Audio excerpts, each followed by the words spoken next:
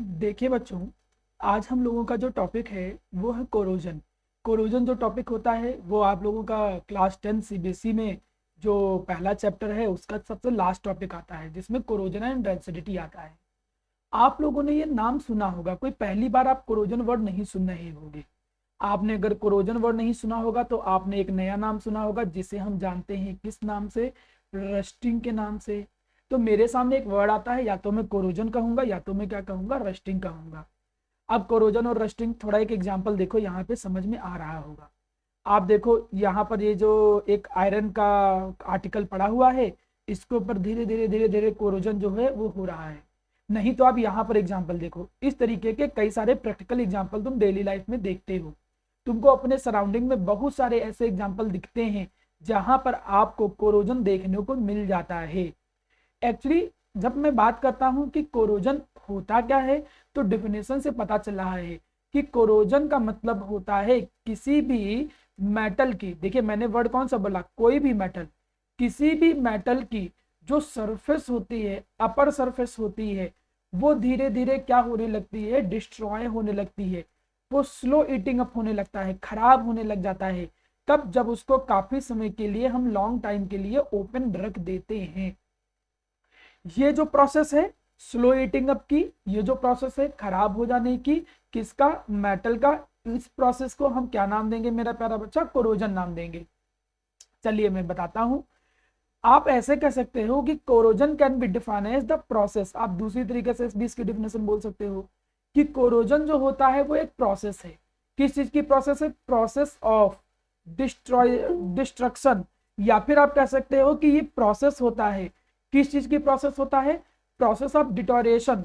Deterioration का मतलब upper surface जो है, process of slow eating up, खराब हो जाना या डिस्ट्रॉय हो जाना या डिट्रॉइड हो जाना, किसका, अपर सरफेस का। किसका अपर सरफेस मेरा प्यारा बेटा, upper surface of any metal. कोई भी जो मेटल होता है, जब उसको तुम लॉन्ग टाइम के लिए रखते हो तब उसकी अपर सरफेस खराब होने लगती है। कब, व्हेन वो मेटल इट रिएक्ट विद, जब वो मेटल मेरा प्यारा बच्चा क्या करता है, रिएक्ट करता है, किसके साथ, रिएक्ट विद ऑक्सीजन। आप ऑक्सीजन ना बोलते तो एटमॉस्फेरिक गैस बोल सकते थे, एटमॉस्फेरिक गैसेस। जब वो एटमॉस्फेरिक गैसेस के साथ एंड मॉइस्चर के साथ क्या करता है, रिएक्ट करता है, कौन, कोई जब मेटल, जब कोई मेटल की सरफेस एक लंबे समय तक, फॉर अ लॉन्ग टाइम, एक लंबे समय तक कोई भी मेटल की सरफेस जो होती है, जब वो रिएक्ट करता है एटमॉस्फेरिक गैसेस या फिर मॉइस्चर का मतलब जो वाटर प्रेजेंट होता है वेपर की फॉर्म में, तब उस मेटल की जो अपर सरफेस है वो डिस्ट्रॉय होने लगती है। देखो यहाँ पे, ये इसकी अपर सरफेस क्या होने लगी है, डिस्ट्रॉय होने लगी है। यही इसकी जो अपर सरफेस का डिस्ट्रॉय होना है, इसी डिस्ट्रक्शन को ही तुम एक नाम देते हो, that is known as corrosion. अब आप लोगों को ये भी पता होगा मेरा प्यारा बच्चा कि ये जो कोरोजन होता है और जो रस्टिंग होता है, दोनों में एक अंतर है। क्या किसी को पता है कि कोरोजन और रस्टिंग में क्या अंतर होता है? सर कोरोजन सारे मेटल पे होता है, रस्टिंग स्पेसिफिकली आयरन पे होगा। सर रस्टिंग कोरोजन का एक टाइप है। वेरी गुड बेटा, आपको पता है, मतलब जो कोरोजन होता है वो कोरोजन किसी भी मेटल का हो सकता है, एनी मेटल। किसी भी मेटल की सरफेस का खराब हो जाना, किसी भी मेटल की सरफेस का खराब हो जाना कोरोजन होता है। लेकिन वो अगर मेटल जो होता है, अगर वो मेटल आयरन है, तो हम उसी प्रोसेस को एक नाम देते हैं कोरोजन, सॉरी रस्टिंग। मतलब हमने क्या कहा कि कोई भी जो मेटल होता है, कोई भी जो मेटल होता है, किसी भी मेटल की सरफेस का खराब हो जाना, किसी भी मेटल की सरफेस का खराब होने लगना, डिट्रॉइड होने लगना, उसकी मेटल सरफेस का स्लो हीटिंग अप, जब वो एटमॉस्फेरिक गैस या मॉइस्चर के साथ कंबाइन करे तो हम उसको कोरोजन कहेंगे। लेकिन अगर वो मेटल स्पेसिफिकली आयरन हो, तब हम उसी कोरोजन को रस्टिंग नाम देने लगते हैं। मतलब तुम कह सकते हो कि जो रस्टिंग होता है मेरा प्यारा बच्चा, वो एक स्पेशल केस है, वो एक स्पेशल केस है, किसका, कोरोजन का। वो कोरोजन का एक स्पेशल केस है। कब कोरोजन का स्पेशल केस है? जब वो तुम मेटल कौन लेके चलो? आयरन। अगर तुम वो मेटल आयरन लेके चल रहे हो तब हम उसी कोरोजन को क्या नाम देने लगते हैं? रस्टिंग। मतलब अब आसान सी भाषा में कोई टीचर या कोई भी पूछे आपसे कि कोरोजन और रस्टिंग क्या है, तो कहोगे कि किसी भी मेटल का खराब हो जाना, किसी भी मेटल की ऊपर वाली सरफेस का डिस्ट्रॉय होने लगना, या किसी भी मेटल की अपर लेयर का खराब होना, जब वो गैसेस के साथ, एटमॉस्फेरिक गैस के साथ और मॉइस्चर के साथ कंबाइन करता है तो उस प्रोसेस को कोरोजन कहोगे। लेकिन जब आयरन है वो मेटल, मेटल जब आयरन को ले लिया जाए तब आयरन मेटल का खराब होना क्या कहलाता है? रस्टिंग कहलाता है। अब मेरी कुछ बातें ध्यान से सुनो, बोलो बेटा।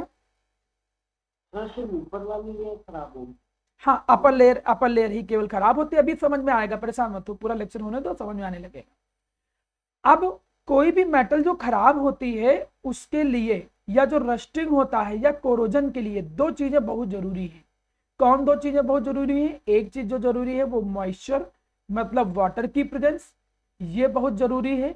और दूसरी जो चीज है मेरा बच्चा वो एयर, या फिर आप कह सकते हो O2। अगर ये दो चीज होंगी तभी और केवल तभी रस्टिंग या कोरोजन होगा, अदरवाइज रस्टिंग एंड कोरोजन नहीं होगा। इसको समझने के लिए आपकी किताबों में एक एक्सपेरिमेंट दिया होता है। इसी एक्सपेरिमेंट को देखो, यहां पर दिया है। तुम एक टेस्ट ट्यूब देख रहे हो, टेस्ट ट्यूब एक ए है, एक दूसरी टेस्ट ट्यूब देख रहे हो, इस टेस्ट ट्यूब का नाम बी है, एक तीसरी टेस्ट ट्यूब है, इसका नाम सी। अब ये तीन टेस्ट ट्यूब है, ए बी और सी। अगर इन तीनों टेस्ट ट्यूब में देखो क्या अंतर है। टेस्ट ट्यूब जो बी है इसमें देखो ऊपर क्या डाल दिया गया है? ऑयल डाल दिया गया है। सर ऊपर ऑयल डाल देने से क्या होगा? ऊपर अगर हम ऑयल डाल देंगे तो ये होगा बेटा कि जो एयर थी इसके ऊपर, एयर का मतलब O2 या कोई भी गैस, अब वो अंदर जाके कांटेक्ट में नहीं आ पाएगा इस नेल के, कील के। मतलब एयर अंदर नहीं जा पाएगा, क्योंकि पानी की लेयर के ऊपर एक ऑयल की लेयर है। जब ऑयल की लेयर होगी तो ऑयल के ऊपर जो एयर है वो जा नहीं पाएगा पानी के अंदर। मतलब जो बी वाला केस है, इस बी वाले केस में क्या नहीं है? उसमें एयर नहीं है, ठीक है। सी वाला केस देखो, सी वाले केस में देखो क्या किया गया, एयर तो है, देखो ये एयर है यहाँ पे, वो भी ड्राई है, ड्राई का मतलब मॉइस्चर नहीं है, और यहाँ पे एनहाइड्रस CaCl2 डाल दिया गया है। क्या तुमको पता है कि एनहाइड्रस CaCl2 क्या काम करता है? कोई भी बच्चा 10th में जिसको पता हो, देखिए किसको मान लो। चलो मैं बताता हूँ। हाँ नहीं याद है, चलिए मैं बताता हूँ। एनहाइड्रस CaCl2 कैल्शियम क्लोराइड एक डिहाइड्रेटिंग रीजेंट होता है। डिहाइड्रेटिंग रीजेंट का क्या मतलब होता है?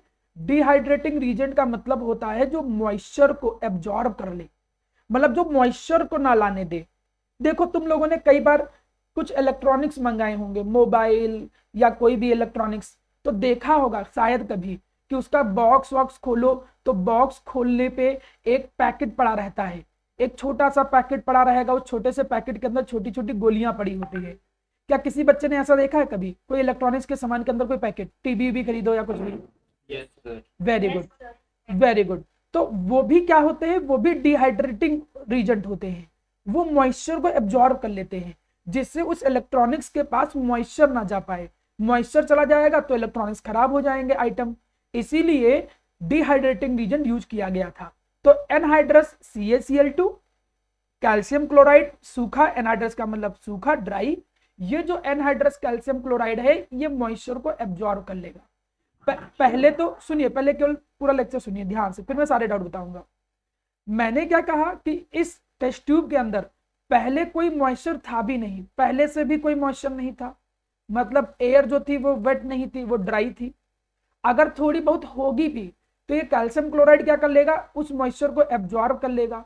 मतलब जो सी वाला केस है, उस सी वाले केस में क्या प्रेजेंट नहीं है? सी वाले केस में मॉइस्चर नहीं प्रेजेंट है।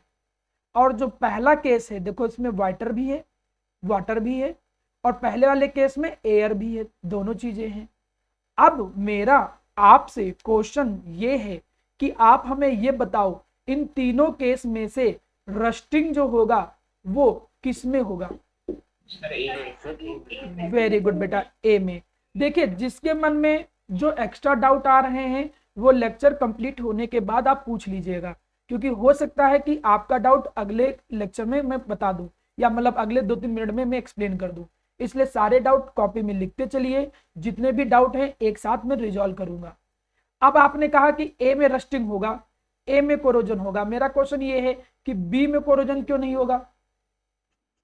सर क्योंकि ऑयल की लेयर एयर को ब्लॉक कर देती है। मतलब वहां पर एयर नहीं है, और रस्टिंग के लिए या कोरोजन के लिए एयर भी चाहिए होता है। अब दूसरा, सी वाले में क्यों नहीं कोरोजन हो रहा है या रस्टिंग हो रहा है?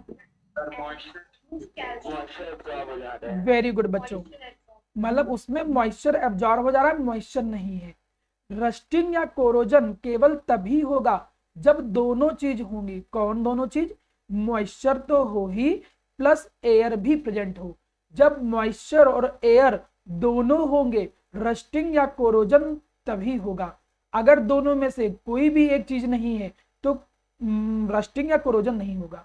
जैसे बी वाले में क्यों नहीं हुआ? क्योंकि उसमें एयर नहीं था। सी वाले में क्यों नहीं हुआ? क्योंकि मॉइस्चर नहीं था। ए में जो नेल्स पड़ी है, ए में जो कील पड़ी है, उसमें कोरोजन हो जाएगा। क्यों कोरोजन हो जाएगा? क्योंकि दोनों रिक्वायर्ड चीजें, कौन दो रिक्वायर्ड चीज है? एयर, और कौन रिक्वायर्ड चीज है? मॉइस्चर या वाटर, दोनों प्रेजेंट हैं, इसीलिए जो नेल होगी वो रस्टेड हो जाएगी। यह हुआ कोरोजन की डिफिनेशन। मैं एक बार रिपीट करता हूं, आपके सारे डाउट क्लियर हो जाएंगे जैसे ये लेक्चर कंप्लीट होगा। सुनिए फिर से, मैंने कहा क्या मेरे बच्चों? मैंने आपसे ये बोला कि कोरोजन का मतलब होता है किसी भी मेटल की अपर सरफेस जो है, ऊपर वाली जो सरफेस है, उसका डिस्ट्रॉय होने लगना। किसी भी मेटल सरफेस की अपर लेयर का खराब होने लगना जब वो एयर और मॉइस्चर के साथ कंबाइन करता है लॉन्ग टाइम के लिए, उस प्रोसेस को बोलते हैं कोरोजन। अगर वो मेटल आयरन है तो मैं उसी कोरोजन को एक नाम देता हूं। क्या नाम देता हूं? रस्टिंग। अब आप यहां इमेज देख के आपको आइडिया लग रहा होगा। मैं आता हूं नेक्स्ट पेज पे। क्या सर, एक क्वेश्चन, क्या सर ये जो कोरोजन है क्या वो केवल आयरन का होता है? नहीं, और भी एलिमेंट का होता है। चलो देखो, देखो अगले पेज पे। जैसे कोरोजन सिल्वर का, ठीक है, बोलो बेटा, डाउट पूछो। कोरिलेशन से कोई पूछे तो हम लोग ये कह सकते हैं कि किसी मेटल का अपर लेयर खराब होना।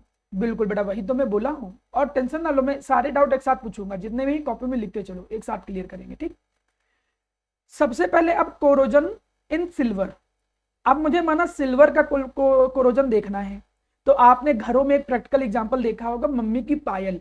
जब मम्मी की पायल वायल खरीदो तो मम्मी की पायल स्टार्टिंग में क्या होता है? बहुत साइन करता है। देखो ऐसे, बिल्कुल जैसे माना ये बिल्कुल साइन कर रहा है ना, बिल्कुल वैसे साइन करता है, लेकिन कुछ टाइम के बाद वो ब्लैक होने लगता है।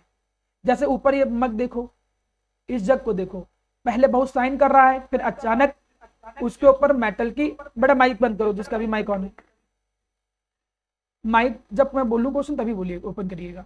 मैंने कहा कि अब इस आर्टिकल को देखो, पहले ये बहुत ज्यादा साइन कर रहा था, लेकिन जब उसके ऊपर कोरोजन हो जाएगा तो ब्लैक कलर की लेयर चढ़ जाएगी। जैसे यहां पर देखो, यहां पर कितना साइन कर रहा है, लेकिन कुछ देर के बाद भाई उसकी लेयर खराब हो गई। तो ये भी कोरोजन है, और किसका कोरोजन है? सिल्वर का कोरोजन है। अब तुमसे कोई पूछे कि जो सिल्वर का कोरोजन हो रहा है, इस सिल्वर के कोरोजन की इक्वेशन क्या होती है, तो ये इक्वेशन देखो नीचे जो लिखी है, ये इक्वेशन अभी मैं आयरन वाला भी लिखा दूंगा। अब अगर तुम इस इक्वेशन को देख रहे हो, इसमें होता क्या है? इसमें ये होता है कि ये है, देखो सिल्वर, एजी का मतलब होता है सिल्वर। ये सिल्वर जब एयर के अंदर O2 भी प्रेजेंट होता है। क्या किसी को पता है इसका नाम, H2S का नाम क्या है? देखिए किसको पता है H2S का नाम? Hydrogen sulphide. Very good. हाँ, इसका नाम है hydrogen sulphide. Hydrogen sulphide gas भी थोड़ी बहुत अमाउंट में प्रेजेंट होती है एयर के अंदर। जैसे ही सिल्वर ऑक्सीजन के साथ या हाइड्रोजन सल्फाइड के साथ, जो कि इन्वायरमेंट में क्रिएट हो सकती है सल्फर डाइऑक्साइड और मॉइस्चर के कॉम्बिनेशन से, तो ये जैसे ही H2S और O2 के साथ कंबाइन होता है तो तुम्हें एक ब्लैक कलर की लेयर चढ़ी मिलेगी, और वो ब्लैक कलर की लेयर क्या है? सिल्वर सल्फाइड की। अब सुनो मेरी बात, बोर्ड में इस बात के बहुत कम चांस हैं कि आपसे वो कहेगा कि इक्वेशन लिख के दिखाओ। हाँ, ये जरूर पूछ सकता है कि जब सिल्वर के ऊपर कोरोजन होता है तो कोरोजन किस चीज का होता है। तो तुम सब लोग ये याद कर लो कि वो जो ब्लैक कलर की लेयर चढ़ती है वो किसकी होती है मेरा प्यारा बच्चा, सिल्वर सल्फाइड की। ये याद कर लेना कि जो ब्लैक कलर की लेयर चढ़ती है वो किसकी होती है, सिल्वर सल्फाइड की। इक्वेशन देखो नीचे लिखा हुआ है, लेकिन कम से कम आप ये याद रखो कि वो जो ब्लैक कलर की लेयर चढ़ी हुई थी वो ब्लैक कलर की लेयर किसकी थी, वो जो ब्लैक कलर की कोटिंग हो गई है वो किस कंपाउंड की है, तो वो सिल्वर सल्फाइड की है। कब, जब सिल्वर रिएक्ट करता है H2S और O2 के साथ। हमने सिल्वर का तो बता दिया, लेकिन आयरन का तो फॉर्मूला भूल ही गए। तो चलिए मैं एक बार आपको आयरन का फॉर्मूला या उसकी इक्वेशन भी थोड़ा हिंट देके बता देता हूं, जिससे आपको पता चले कि भाई आयरन जो होता है उस आयरन में क्या इक्वेशन फॉलो होती होगी। थोड़ा ध्यान से सुनिएगा। अगर मैं ये बात करूं, अच्छा बोलो जरा, आयरन के अंदर जो कोरोजन होता है उसका नाम क्या होता है? रस्टिंग। वेरी वेरी गुड, ठीक है। तो आयरन के अंदर जो कोरोजन है, वेरी गुड बच्चों, आयरन के अंदर जो कोरोजन है उसका नाम है रस्टिंग, उस प्रोसेस का नाम है। अब रस्टिंग की अगर कोई इक्वेशन बोले तो रस्टिंग की इक्वेशन क्या होती है? ये जो आयरन है, देखिए जब बड़े क्लास में आओगे 11th-12th में तो और अच्छी इक्वेशन पढ़ने को मिलेगी, तब तक आपको ऐसे शॉर्टकट इक्वेशन से काम चलाना पड़ेगा। इक्वेशन ऐसे नहीं होती है, इक्वेशन बाद में पता चलेगी।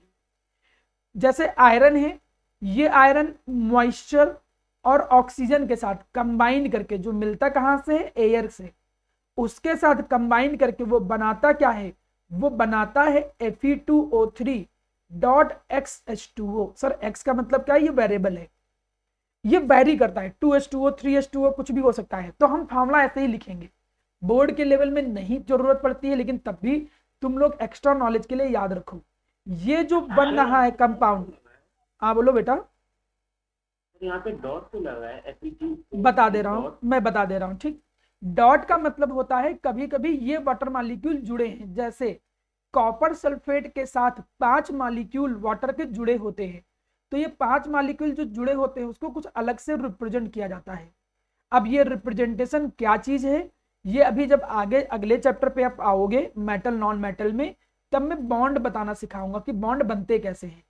तब तुमको ज्यादा समझ में आएगा कि ये डॉट क्यों लगा है। यहां डॉट का मतलब बस केवल इतना समझो कि ये डॉट का मतलब है कि 5 वाटर के मॉलिक्यूल जुड़े हैं। जैसे कॉपर सल्फेट में 5 जुड़े होते हैं, वैसे यहां पर एक्स हमने लिख दिया, वेरिएबल करेंगे, वेरिएबल हो गए, मतलब फिक्स नहीं है। फिलहाल अपने 10th के लेवल में ये बहुत है आपके लिए। आप बस इतना याद रखो कि रेडिश ब्राउन कलर का, एक रेडिश ब्राउन कलर की जो लेयर की फॉर्म में रस्ट होता है, इसका फॉर्मूला होता है Fe2O3 डॉट XH2O। ये है उस रस्टिंग की इक्वेशन। एक मैं बड़ी इंटरेस्टिंग बात बोलूं, तुम जब क्लास 11th में आओगे, 12th में आओगे, तब मैं तुमको सिखाऊंगा, अभी केवल बस हिंट दे रहा हूं। ये इक्वेशन ऐसी सिंपल नहीं होती है। रस्टिंग जो है वो एक रिडॉक्स रिएक्शन है। मैंने रिडॉक्स रिएक्शन बताया था, उसमें ऑक्सीडेशन एंड रिडक्शन दोनों होता है। मैंने रिडॉक्स रिएक्शन इसलिए बताया, माना अगर तुम कभी कोई कंपटीशन एग्जाम दे रहे हो, माना ओलंपियाड या कोई भी एग्जाम, वहां पे क्योंकि 10th में तुम्हारे सिलेबस में कोरोजन है, तो वो आपसे थोड़ा एक्स्ट्रा नॉलेज में पूछ लेगा कि बताओ रस्टिंग जो है वो किस टाइप की रिएक्शन है, single displacement, double displacement, decomposition reaction क्या है। तो हमने क्या सीखा कि वो कौन सी रिएक्शन है, रिडॉक्स रिएक्शन। अब रिडॉक्स रिएक्शन कैसे है सर, तो वो जब हम आपको कुछ एक्स्ट्रा क्लासेस देंगे, वैसे तो 11 का टॉपिक है, लेकिन अभी तो मैं आपके जो एग्जाम होने वाले हैं उसके हिसाब से प्रिपेयर कर रहा हूँ, जो जल्दी ही अगले मंथ में जो हमारी इंस्टीट्यूट है वो आपका एग्जाम लेगा, तो उसके रिकॉर्डिंग पहले मैं जल्दी जल्दी से आपके सिलेबस के टॉपिक कवर करूंगा, फिर एक्स्ट्रा चीजें सिखाऊंगा। वहां पे मैं बताऊंगा कि रस्टिंग की इक्वेशन कैसे रिडॉक्स है, ऑक्सीडेशन भी हो रहा होगा, रिडक्शन भी हो रहा होगा। बस तब तक के लिए नॉलेज के पॉइंट ऑफ व्यू से इतना याद रखो बेटा, बड़ा माइक बंद करो बेटा, आप लोग केवल इतना याद रखो मेरा प्यारा बच्चा कि जो रस्टिंग होता है ये एक रिडॉक्स रिएक्शन है। तब तक के लिए इतनी चीज याद रखो। अब मैं आगे बढ़ता हूं। मैंने सीखा कि आयरन के अंदर जो कोरोजन होता है उसको रस्टिंग कहते हैं, फॉर्मूला सीखा। सिल्वर के अंदर जो कोरोजन होता है उसमें ब्लैक कलर की लेयर चढ़ जाती है, वो ब्लैक कलर की लेयर किसकी होती है? सिल्वर सल्फाइड की होती है। अब हम आगे बढ़ते हैं थोड़ा। अब देखो कॉपर में तुम बेटा सारे डाउट बेटा एक साथ फिर एक पूछो। बार हाँ बोलो। बैक वाली साइड दिखा दीजिए। मैं एक बार ओपन बैक वाली साइड मैंने ओपन कर दिया बेटा।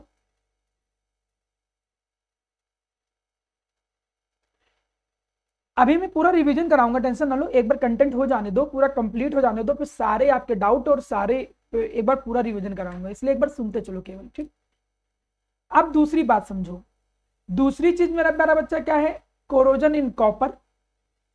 कॉपर भी एक मेटल है। अब कॉपर जो मेटल होता है उसके अंदर कोरोजन होता है। उसके अंदर जो कोरोजन होता है वो ग्रीन कलर का लेयर चढ़ती है। देखो ये कॉपर है, इस कॉपर के ऊपर ग्रीन कलर की लेयर चढ़ती है। तो ये जो कॉपर है उस कॉपर के ऊपर जनरली आपको ग्रीन कलर की एक लेयर चढ़ेगी। जैसे आयरन के ऊपर रेडिश ब्राउन होता है, सिल्वर के ऊपर ब्लैक कलर की लेयर चढ़ती है, वैसे ही कॉपर के ऊपर क्या होता है? ग्रीन कलर की लेयर चढ़ती है। यहां पर भी कोई इक्वेशन पूछे तो ये कॉपर है, कॉपर मेटल। ये इन्वायरमेंट में मॉइस्चर मतलब वाटर, CO2 भी एयर के अंदर है, O2 भी एयर के अंदर है, उसके सबके साथ कंबाइन करके ये इतनी चीजें उसको कहां से मिलती हैं? From the air. वो इन सबके साथ कंबाइन करता है और कंबाइन करके बनाता है वो कॉपर हाइड्रोक्साइड, और वो क्या बनाता है? Copper carbonate. और इसकी एक ग्रीन कलर की लेयर जो होती है, इसकी एक ग्रीन कलर की जो लेयर होती है वो ग्रीन कलर की लेयर कॉपर के ऊपर चढ़ जाएगी। यही कोरोजन है किसके ऊपर? कॉपर के ऊपर। तो कोई पूछे कि कॉपर के ऊपर जो ग्रीन कलर की लेयर चढ़ती है उसमें कौन सा कंपाउंड है, तो आप बोलोगे copper hydroxide and copper carbonate. ये देखिए छोटी छोटी चीज हैं, तुम देखोगे स्कूल में बहुत सारे बच्चों को नहीं पता होगा। तुम अगर इसको याद कर लोगे तो तुम बाकी बच्चों से वैसे भी अलग हो गए, क्योंकि उन बच्चों को खाली बस इतना याद होता है रस्टिंग, कि मेटल आयरन का खराब हो जाना, बस इतने खाली पता होता है उनको। इवन ना तो उनको रस्ट का फॉर्मूला पता है, ना उनको ये पता होता है कि सिल्वर के ऊपर सिल्वर सल्फाइड की लेयर ब्लैक कलर की चढ़ जाती है, कॉपर के ऊपर ग्रीन कलर की लेयर चढ़ जाती है, कॉपर हाइड्रोक्साइड की और कॉपर कार्बोनेट की। तो कॉपर के ऊपर कोरोजन जब होगा, कॉपर की जो अपर लेयर खराब होगी तो ग्रीन कलर की लेयर चढ़ेगी, और वो जो ग्रीन कलर की लेयर चढ़ रही है वो होता है कॉपर हाइड्रोक्साइड के कारण और कॉपर कार्बोनेट के कारण। मैं नाम लिख दे रहा हूं। ये जो कंपाउंड बना है वो है किसका? Copper hydroxide plus copper carbonate. Very good. चलिए हम आगे बढ़ते हैं। अभी आप बिल्कुल निश्चिंत रहो, जब मैं इसका रिवीजन कराऊंगा तो मुझसे एक एक करके जहां जहां डाउट आए वो मुझसे पूछिएगा। अब आपके मन में आएगा कि सर कोरोजन से तो हमें प्रिवेंशन चाहिए, कोरोजन तो एक बहुत खराब चीज है, कोरोजन तो नहीं होना चाहिए, तो कैसे हम कोरोजन से प्रिवेंशन रखेंगे, कैसे हम कोरोजन से बचेंगे? तो कोरोजन से बचने के बहुत तरीके हैं बेटा। तरीका नंबर 1, यूज एन एलॉय। तुम प्योर आयरन की जगह पे, प्योर आयरन की जगह पे एलॉय यूज करो। सर एलॉय क्या है? एलॉय जो होता है वो मिक्सचर होता है बच्चों, किसका? मिक्सचर ऑफ मेटल्स या नॉन मेटल्स कुछ भी, और homogeneous mixture. Sir homogeneous mixture क्या क्या मतलब है? होमोजीनियस का मतलब होता है प्रॉपरली मिक्स हो जाना। ठीक, वो तुम जब अभी पढ़ाऊंगा मैं तुमको अलग क्लास में एक्सप्लेन करूंगा। मतलब जब चीजें प्रॉपर मिल जाती हैं एक दूसरे में, बिल्कुल प्रॉपरली डिजॉल्व हो जाए, तो उसको होमोजीनियस मिक्सचर बोलते हैं। दो या दो से ज्यादा मेटल का प्रॉपर मिक्स होकर जब कोई कंपाउंड बनता है तो उसको बोलते हैं होमोजीनियस मिक्सचर। तो आजकल के जो स्ट्रक्चर होते हैं तुम देखा होगा तुमने, जैसे ब्रिज हो गए, ये सब एक कॉटन स्टील से बनते हैं। कॉटन स्टील क्या होता है? ये आयरन ही होता है, लेकिन उसके अंदर और मेटल डाल दिए जाते हैं जिससे रस्ट होने से बच जाता है। तुमको मैं अभी एलॉय सारे सिखाऊंगा, कौन कौन से मेन मेन एलॉय हैं वो भी मैं पढ़ाऊंगा। वैसे तो एलॉय तुम्हारे मेटल नॉन मेटल का टॉपिक है, लेकिन मैं यहां पर थोड़ा बहुत बताऊंगा क्योंकि यूज हो गया है। तो एलॉय का यूज करो। मैं तुम्हें एक एग्जांपल देना चाहता हूं। तुम लोगों में से कई सारे बच्चे ऐसे होंगे जो दिल्ली गए होंगे और दिल्ली में कुतुब मीनार देखा होगा। कितने बच्चे गए हैं जो कुतुब मीनार देखा दिल्ली में? बोलो। सर देखा। Very good. नहीं देखा होगा तो आप बुक में देखे होगे, नहीं कहीं देखा होगा। वही कुतुब मीनार के पास एक जो है वो आयरन का रॉड है जिसको लौह स्तंभ बोलते हैं। अब तुम देखो पुराने जो लोग थे उनको भी साइंस कितनी आती थी। अगर नॉर्मल तुम एक लोहे का कोई रॉड लगा दो तो वो तुरंत रस्ट होकर खराब होने लगेगा।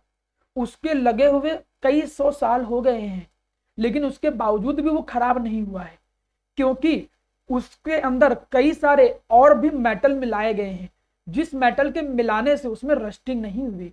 लोग साइंटिस्ट लोग अभी भी उस पर रिसर्च कर रहे हैं, लोग उसको पढ़ते हैं और लोग प्रेज करते हैं, पुराने लोगों की तारीफ करते हैं कि उन लोगों को भी साइंस की कितनी समझ थी।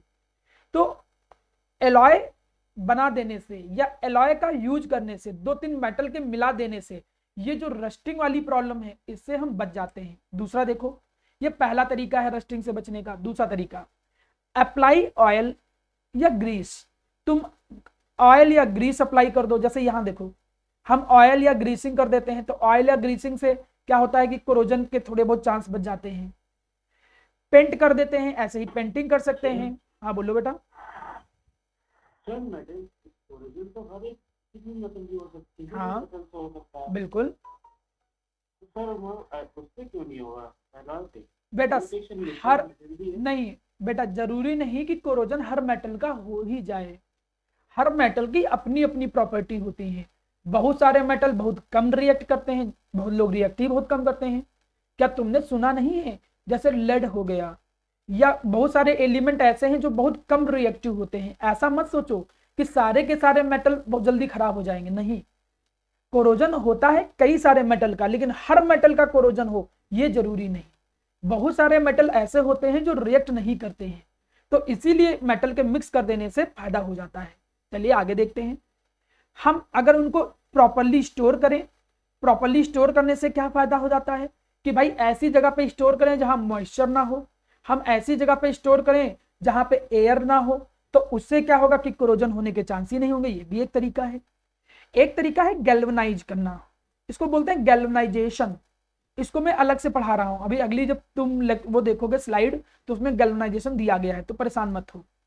कई तरीके होते हैं जिसमें पाउडर पाउडर की कोटिंग कर देते हैं। आजकल तुमने देखा होगा, जैसे अलमीरा लेने जाओ तो अलमीरा में वो पेंट की कोटिंग कर देते हैं। आजकल पाउडर कोटिंग हो रही है, जैसे यहाँ पर देखो ये पाउडर कोटिंग कर रहा है आदमी।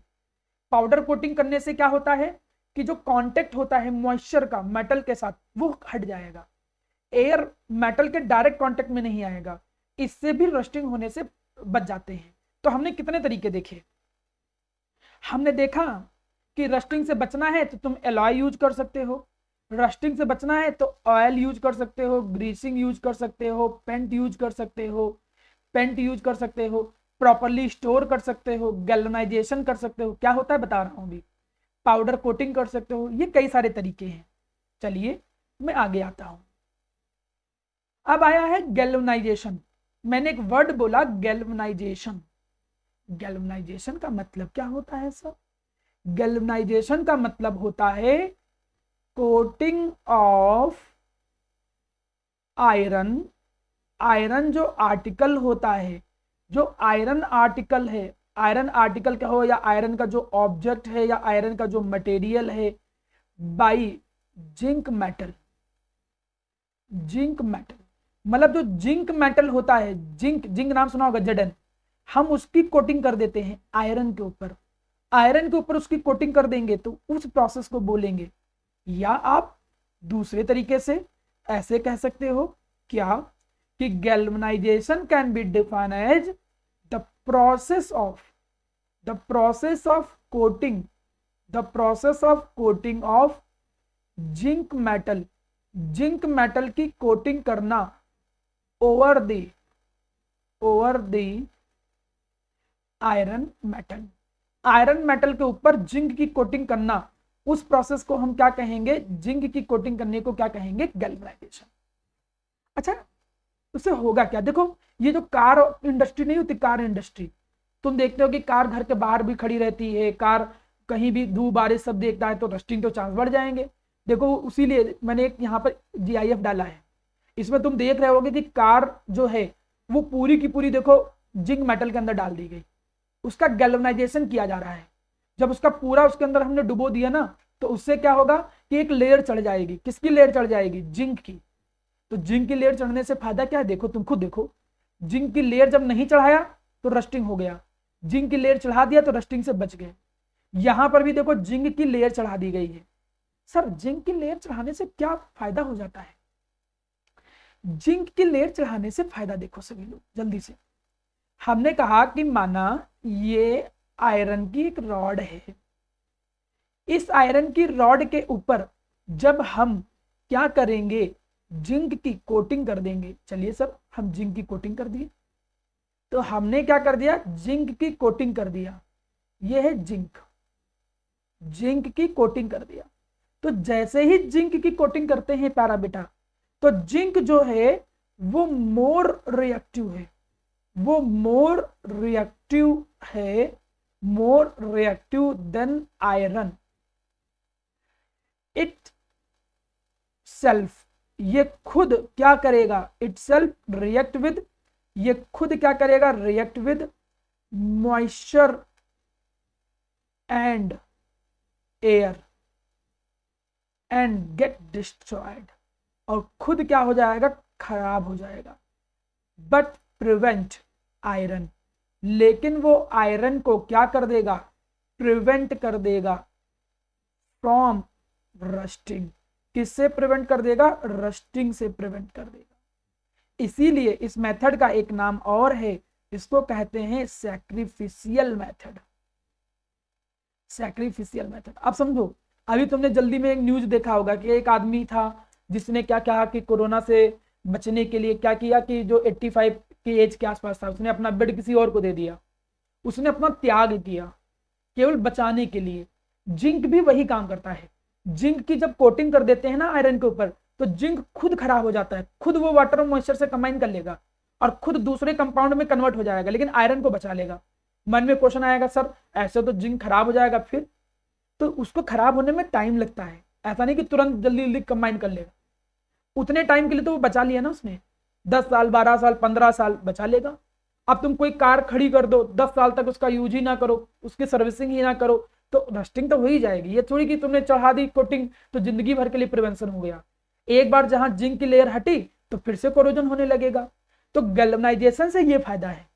अब मैं बताओ गैल्वेनाइजेशन में कौन सी मेटल की कोटिंग की जाती है, बताओ बच्चों, जिंक की। हाँ, इसको हम सैक्रिफिशियल मेथड की कैटेगरी में क्यों लाते हैं, बताओ, इसको सैक्रिफिशियल मेथड कैटेगरी में। जिंक खुद का सैक्रिफाइस करके खुद खराब हो जाता है और आयरन पे जिस पे चढ़ा है उसको खराब नहीं होता। Very good. तो आपको ये गैल्वेनाइजेशन मेथड पता चला, तो तुमने देखा कि रस्टिंग से बचने के लिए कई तरीके हैं, कोरोजन से बचने के कई सारे तरीके सीखे। अब जो कोरोजन से बचने के तरीके सीखे, तो यहाँ कुछ एलॉय देखो। वैसे जो एलॉय हैं ये मेरा प्यारा बच्चा तुम लोग मेटल नॉन मेटल में पढ़ोगे। जैसे कुछ एलॉय देखो, जैसे ये ब्रास है, ब्रास में क्या कौन क्या होता है, मेन कॉपर होता है, जिंक होता है। ये बहुत इंपॉर्टेंट क्वेश्चन है, यहाँ इस चैप्टर में भले मत आए, मेटल नॉन मेटल में पक्का आएगा, तो चाहे यहां याद करो चाहे बाद में याद करो, तुम्हारी मर्जी। जैसे ब्रास पूछेगा, ब्रास कौन से मेटल से मिलकर बना है, तो कॉपर और जिंक इनके कॉम्बिनेशन से बना है। आप परसेंटेज याद कर लो तो अच्छी बात, नहीं तो तभी काम चल जाता है। अच्छा मैं तुमको एक बात बता दूं ना, जो गोल्ड होता है ना बच्चा, गोल्ड, तो प्योर गोल्ड 24 कैरेट गोल्ड कुछ नहीं होता है, तुमने नाम सुना होगा 24 कैरेट गोल्ड। 24 कैरेट गोल्ड जैसी कोई चीज नहीं है, क्योंकि अगर 24 कैरेट गोल्ड इतना सॉफ्ट होता है कि उसके आर्टिकल बन ही नहीं पाएंगे। तो हम करते क्या है कि 22 कैरेट 18 कैरेट, मतलब उसके अंदर थोड़ा और मेटल मिला देते हैं जिससे उसके अंदर थोड़ी हार्डनेस आ जाए। नहीं तो पता चला तो किसी ने हार पहना, रास्ते में गल के बह गया, पता ही नहीं चला। तो इसलिए हम 18 कैरेट 22 कैरेट इस तरीके के गोल्ड यूज करते हैं। तो गोल्ड के अंदर हम क्या मिला देते हैं, कॉपर और सिल्वर मिला देते हैं, तो उससे 18 कैरेट का गोल्ड, ये भी एक एलॉय ही है। कास्ट आयरन, आयरन की भी कैटेगरी होती है बेटा। नॉर्मल अगर प्योर आयरन हो तो उसमें रस्टिंग जल्दी होगा, लेकिन इसमें जो कास्ट आयरन होता है उसमें आयरन और कार्बन मिला देते हैं, इससे भी फायदा हो जाता है। ब्रोंज देखो, ब्रोंज में कॉपर और टिन होता है। फिलहाल क्योंकि एलॉय वर्ड आया था इसलिए हमने इन सब चीजों को यहाँ जिक्र किया, अदरवाइज ये सब चीजें तुम्हें पढ़नी होंगी कहां पर, मेटल नॉन मेटल में। क्या होता है एलॉय, मैंने बताया था, किसी को याद है एलॉय क्या होता था? Some mixture of metal. Homogeneous. Very good बच्चा। मैंने बताया था कि ये होमोजीनियस मिक्सचर होता है ऑफ मेटल्स, कभी कभी नॉन मेटल्स। इतनी चीज होने के बाद आते हैं नेक्स्ट। मेरे पास कुछ एंटी रस्ट मटेरियल आजकल आने लगे हैं इंडस्ट्री में। आउट ऑफ सिलेबस है जो बता रहा हूं, ये आपके काम का नहीं है, बस एक्स्ट्रा नॉलेज के लिए बता रहा हूं, ठीक है। आपसे ये नहीं कहेगा कि एंटी रस्ट मटेरियल के नाम लिखो, लेकिन पता होने चाहिए कि आजकल ऐसे कुछ एंटी रस्ट मटेरियल आते हैं जैसे सोडियम सिल्कोफ्लोराइड, 1-ब्रोमो-3-क्लोरोप्रोपेन, रोडियम क्लोराइड, हाइड्रोक्लोरिक एसिड। तो ये सब क्या है, एंटी कोरोजन। आजकल कुछ एंटी कोरोजन मटेरियल आने लगे हैं जिसकी कोटिंग कर दो तो जल्दी कोरोजन नहीं होगा। तो ये तो एक्स्ट्रा नॉलेज के लिए हमने आपको सिखाया कि आजकल एंटी रस्ट मटेरियल आते हैं। हमने कोरोजन और रस्टिंग की पूरी थ्योरी सीखी। कोरोजन और रस्टिंग की थ्योरी समझने के बाद अब हम आते हैं एक लास्ट टॉपिक पे जिसका नाम है रेंसिडिटी। इसको हम लोग सीखेंगे, फिर आपके डाउट पे आएंगे हम लोग एक एक करके। देखो रेंसिडिटी क्या होती है। रेंसिडिटी होता क्या है कि कोई भी जो फूड होता है, कोई जो फूड आर्टिकल होता है जिसके अंदर ऑयल एंड फैट हो, तो जो फूड होता है वो क्या करता है, व्हेन रिएक्ट विद, जब क्या करता है, रिएक्ट करता है किसके साथ, react with O2 for a long time, कुछ देर के लिए जब उसको खुला छोड़ दो।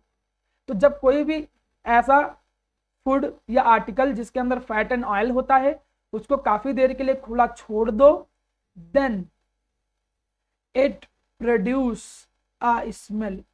तो वो क्या करने लगता है, वो एक स्मेल प्रोड्यूस करने लगता है और जो कंटेंट है वो खराब होने लगता है। वही उसी फूड का डिस्ट्रॉय होना, उसी फूड का खराब हो जाना, उस प्रोसेस को हम एक नाम देंगे रेंसिडिटी। आप कहोगे rancidity can be defined as the process of the destruction of the food when it react with the air for a long time, या when it is kept into open atmosphere. जब उसको open atmosphere के में काफी देर तक रखा जाता है तो खराब होने लगता है। देखा होगा आजकल मम्मी लोग कहती होंगी ये सामान फ्रिज में रख दो नहीं खराब हो जाएगा। ये देखो बेचारे कितने रो रहे हैं कि भाई इनको बचाओ बचाओ ये खराब हो जाएंगे, ये भी खराब हो जाते हैं। यहाँ पे देखो ये भी खराब हो जा रहा है, यहाँ पर देखो ये भी खराब हो जा रहे हैं। तो कोई भी फूड आर्टिकल का खराब होने लगना, अगर उसको ओपनली फ्री रख दिया जाए काफी लॉन्ग टाइम के लिए, काफी लॉन्ग नहीं कुछ ही दिन के लिए भी रखो तो खराब होने लगते हैं और वो प्रोड्यूस करने लगते हैं एक बैड स्मेल। इस प्रोसेस को हम एक नाम देते हैं, that is known as rancidity. Rancidity से अगर बचना है तो क्या करना होगा, रेंसिडिटी से बचने के लिए आपको कई तरीके हैं। Adding antioxidant. एंटीऑक्सीडेंट वो सब्सटेंस होते हैं जो ऑक्सीडेशन से बचाते हैं। ये जो फूड खराब होता है जानते हो कब खराब होता है, जब ऑक्सीडेशन होने लगता है। ऑक्सीडेशन का मतलब O2 के साथ रिएक्शन, एयर के साथ, एयर या O2 के साथ रिएक्शन। तो कई सारे मटेरियल ऐसे होते हैं जो भैया ऑक्सीडाइज होने से रोक देंगे। जैसे ये देखो, ये है BHT। एक नाम याद रखना, कोई पूछे दो एंटीऑक्सीडेंट के नाम, किसी दो एंटीऑक्सीडेंट के नेम बताओ, तो किसी दो एंटीऑक्सीडेंट के नेम में आ जाएगा एक BHA और एक आ जाएगा BHT। BHA क्या है, मैं नाम लिख दे रहा हूं, वैसे याद करने की जरूरत नहीं है। Butylated hydroxy anisole. अब इसका फॉर्मूला ये सब जब बहुत बड़े क्लास में आते हो तब सीखने की जरूरत पड़ती है, अभी नहीं। बस इतना याद रखो, खाली आप कभी एग्जाम में पूछो ना तो खाली इतना लिख के चले आना, बस BHA BHT, बस काम खत्म। फुल फॉर्म लिखने की जरूरत ही नहीं। ये एंटीऑक्सीडेंट करेंगे क्या, बोलो बेटा। एंटीऑक्सीडेंट क्या होता है, बता तो रहा हूं, रुको। हमने कहा कि जो एंटीऑक्सीडेंट होते हैं ये ऑक्सीडेशन से रोकते हैं। देखो क्या लिखा है, वो सब्सटेंस जो ऑक्सीडेशन से रोक दें, जो खाने को ऑक्सीडाइज होने से रोके, उनको बोलते हैं एंटीऑक्सीडेंट। दूसरा तरीका कि हम फूड को ऐसी जगह पे स्टोर करें जो एयर टाइट कंटेनर हो। एयर टाइट कंटेनर होगा तो उससे रेंसिडिफिकेशन जो है वो स्लो हो जाएगा, जल्दी खराब नहीं होगी चीजें। मम्मी लोग क्या करती है, सामान को डिब्बे में पैक कर देती है। क्यों भाई, खुले में रख देती, प्लेट में रख देती, लेकिन प्लेट में जल्दी खराब होता है, डिब्बे में एयरवेयर नहीं होती तो जल्दी खराब नहीं होता है। रेफ्रिजरेटर आप आजकल फ्रिज व्रिज में रखने लगे हैं, फ्रिज व्रिज में बच जाता है रखने से। हम कभी कभी रिप्लेस कर देते हैं ऑक्सीजन, क्योंकि ऑक्सीजन से ही खराब होता है, उसको रिप्लेस कर देते हैं दूसरी गैस से, जैसे नाइट्रोजन।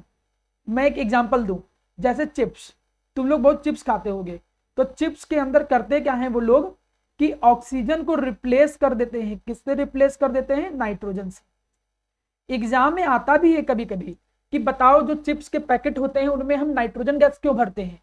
तो क्या बोलोगे?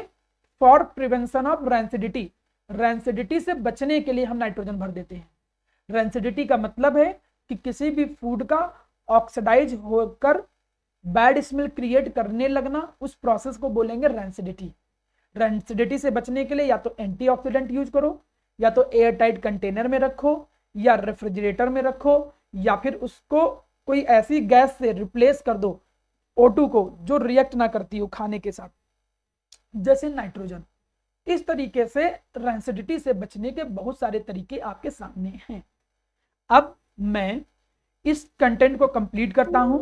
अब आप लोग क्या कर सकते हो? डाउट पूछ सकते हो।